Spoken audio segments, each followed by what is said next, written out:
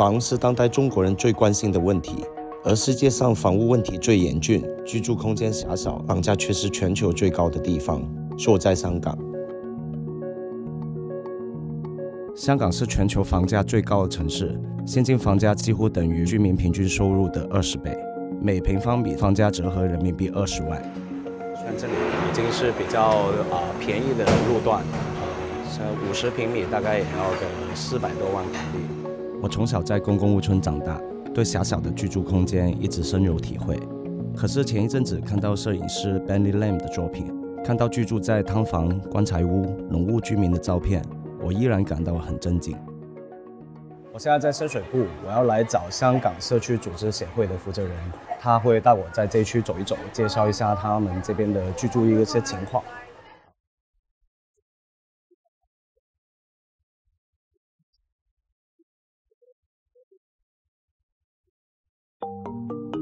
汤房只是将房间分割成更小的单位。目前香港有超过21万人住在汤房，人均面积中位数约为5.3平方米，远低于香港人均居住面积15平方米。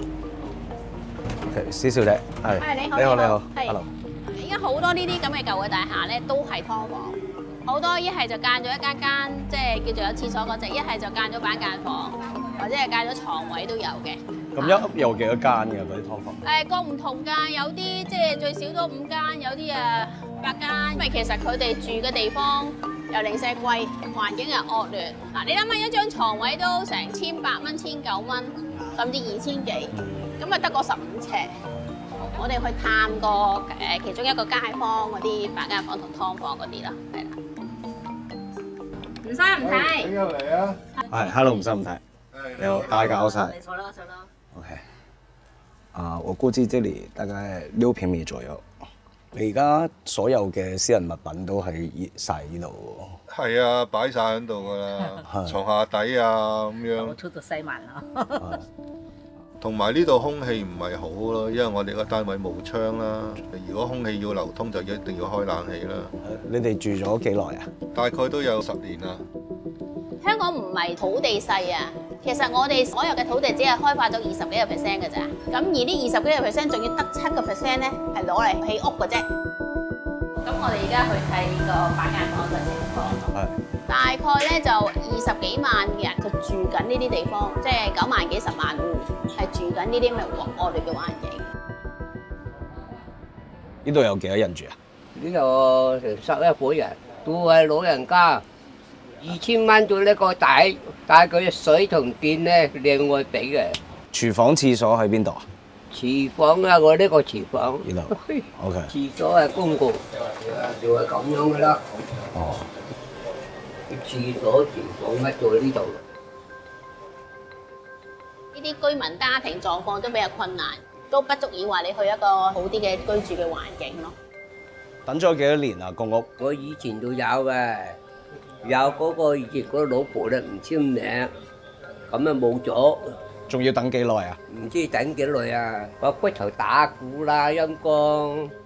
咁你覺得而家香港嘅居住問題原因喺邊啊？香港嗰個居住問題根源咧，第一香港奉行個高地價政策啦，政府自己都要靠賣地買多啲錢嚟使收稅啦。第二其實好多時你好有錢嗰啲人先買到嗰塊地，跟住好有錢買晒啲地嘅時候，佢就控制嗰個供應咯喎。過往多啲年代之前咧，政府係發展好多移山填海嘅項目去開發土地啊。但係過去嗰10年冇見過移山填海啊呢啲咁嘅動作做嘅。但係我哋過去嘅人口係增加緊嘅喎，包括我哋需要啲勞動力，將個經濟再發展得好啲。但係你人去增長嘅時候咧，你又冇去配套翻各樣嘅措施，就好唔夠咯。而家會係。除了不斷切分的住房，在巨大的居住需求之下，人們仍需不斷地尋找其他的生存空間。天台屋就是他們另外一個出路。在香港，天台屋屬於違法興建，但仍有大量的市民居住在上面。我哋想9樓喎。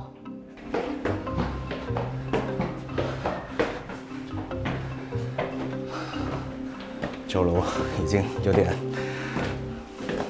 對老人家來說應該挺辛苦的，所以樓道會有一些椅子，他們爬到一半就坐着要休息一下，再爬另外一半。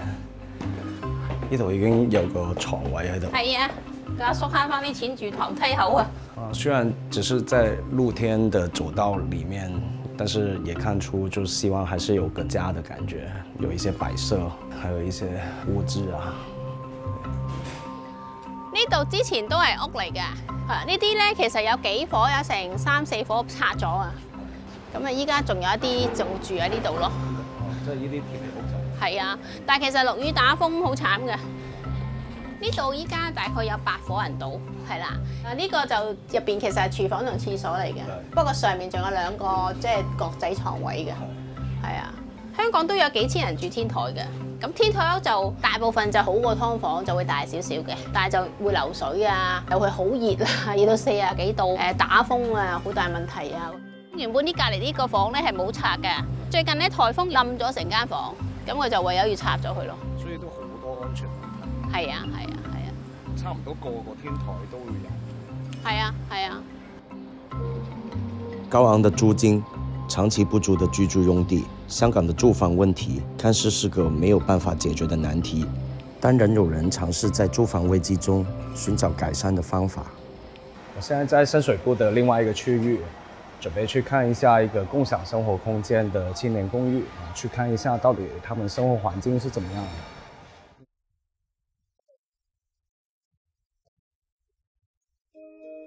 咁其實我哋 Co-living.hk 呢一個 platform 咧，就係見到香港而家越嚟越多嘅共居嘅空間出現啦。咁所以我哋就好想做一個平台咧，去介紹唔同嘅共居嘅空間。跟住呢度亦都有個牆，就係生活佢哋啲分享佢哋啲生活照咁樣咯。即係譬如相裏面你都係好認識嘅。係啊，係啊，係你見有啲就喺上面玩吉他咁樣咧。共居就有4個元素啦。咁第一就係有私人嘅空間啦，有共享嘅空間啦，同埋會有啲生活嘅服務啊，例如可能清潔啊、維修啊等等嘅服務啦。係啦，咁呢一層就係個住宿嘅空間啦。咁其實我哋就係用電影嚟做一個 theme 嘅。不如我帶你上去睇個電影室啦。好高級啊，仲有電影室。係一個俾佢哋休閒嘅一個空間嚟嘅。咁平時可能放咗工啊、放咗學之後，咁佢哋可以喺度一齊 chill 下。但係咁會唔會有一個問題係從業主利潤上嘅考量，佢哋可能會覺得我將呢啲地方變成劏房，咁仲賺得多啦咁樣。雖然佢賺得多錢，但係其實佢係算係比較無良少少啦，同埋大部分都係唔合法嘅，即係其實夾唔到咁多間房嘅，你喺一個住宅空間入邊。咁所以反而住共居嘅地方咧，價格上都會有考慮，佢起碼有個共享嘅，即係好似廳咁樣一個空間係留翻出嚟啦。咁第二就係啲人住嘅體驗嘅程度都係好好多嘅，即係你住劏房其實你自己淨係可以用到嗰個好細100幾尺嘅空間，咁你係住共居空間嘅時候，你可以一齊 share 一啲 space， 咁用嗰個即係 share economy 嘅呢一個效應下面咧，其實你係可以享用到嘅空間係多少少。咁不如我哋去睇下一個朋友啊，佢都係住喺呢度嘅，咁佢咧就係一個內地嚟香港讀書嘅學生嚟嘅。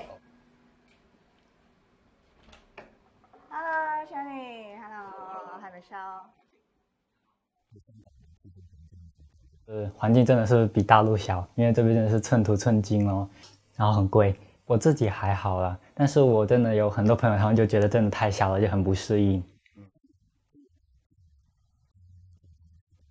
像这间的话，好像可能要1个月13000以上，对，很贵。共居为改善香港的住房状况提出一个新的可能。但住宅用地严重不足的根本问题，却还是很难通过改造空间来解决。较高昂的租金，一般草根阶层也难以负担。在香港，生存空间的问题尚未解决，死后安息地也是人们必须面对的难题。在土地稀缺的根本问题之下，墓地也同样的缺乏。我拜访了從事殯葬行業的黃先生，我想知道土地問題是如何影響港人死後的選擇呢？我之前聽聞有一啲係私人形式嘅骨灰龕或者墓地去，然後被炒到好高。之前啦，其實佢哋最平嘅龕位咧，大概10零萬，最貴可以去到180幾萬都有嘅。即係一個100萬嘅骨灰龕位，其實都係一個天價嚟。係啊，冇錯。即係可以買層樓啊！可以啊，係啊。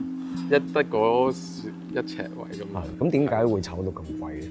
香港土地嘅問題啦。香港骨灰龕位咧，其實係嚴重不足嘅。排香港政府嘅骨灰龕咧，咁佢需要嘅時間咧，大概3到9年嘅時間，排得太耐啦。咁佢哋寧願使一筆費用，咁啊買私人骨灰龕位咯。咁政府喺17年中嗰陣時啦，就全面禁止佢哋買賣啲骨灰龕位。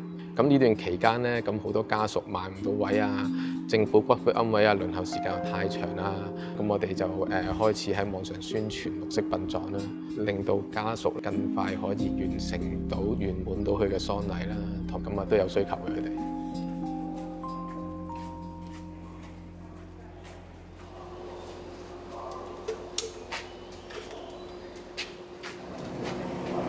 我哋跟你行路都係殺佢先，跟住先再翻上裝。有火影嘅位置都係手追補時間嘅。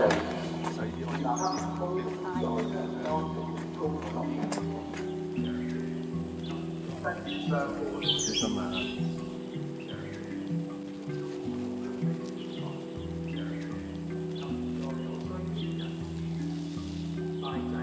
幾時決定係幫先人做呢個綠色安葬嘅？其實一開始當佢離世嘅時候，咁我哋就後生啲就會諗到，不如試下呢個綠色葬禮啦。但係就擔心老人家會唔會唔接受呢？因為好似話齋傳統嘅話，都希望可能係按照翻傳統嘅方法去做。咁爹哋都第一時間話咁佢接受嘅。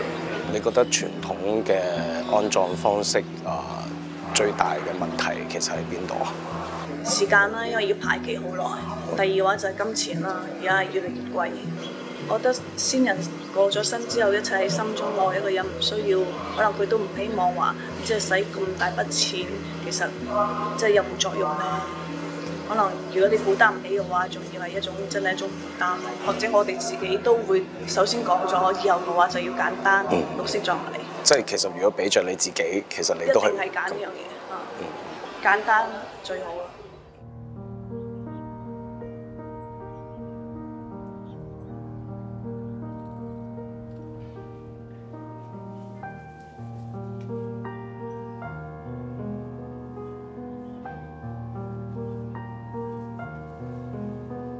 香港咧，而家一年就死4萬零人。香港咧就提供唔到咁多土地、咁多龕位俾佢哋。聽你咁講，喺香港等一個靈位同輪公屋好似都差唔多。係啊，生人又要排，死人又要排。